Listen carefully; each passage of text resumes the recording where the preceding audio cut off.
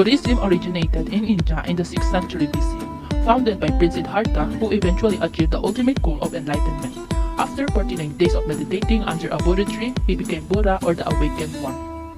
Buddhism later arrived in Thailand from Sri Lanka, and it became the dominant religion in both countries in the 12th century.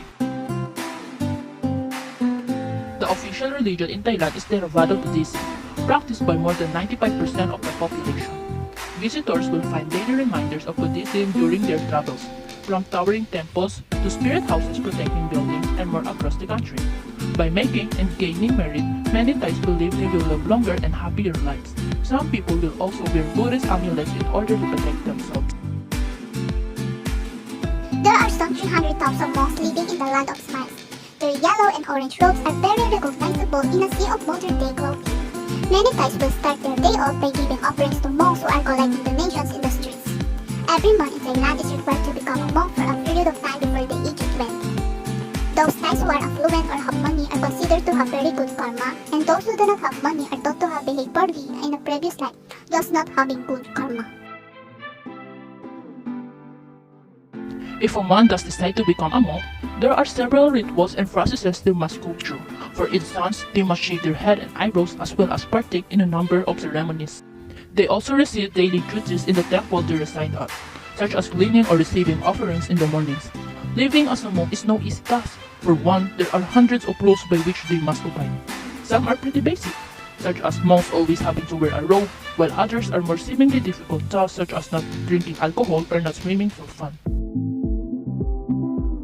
Many festivals and holidays revolve around the major religion of Thailand. One of these is called the Maka Puja. In early March, Buddhists celebrate the Wat Phra Buddha Path Fair.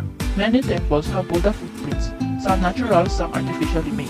As previously mentioned, every monk in Thailand must become a monk before the age of 20. During the month of April, the Sitchanare ordinations is a celebration of this. People wear colorful costumes and walk in a parade. Songkran is one of the most famous Buddhist festivals among tourists. It is a giant water fight that takes place nationwide, symbolizing the washing away of sins and bad luck from the previous year. Visakha Puja is a Buddhist holiday that takes place in early May. It commemorates Buddha's birthday, death, and enlightenment.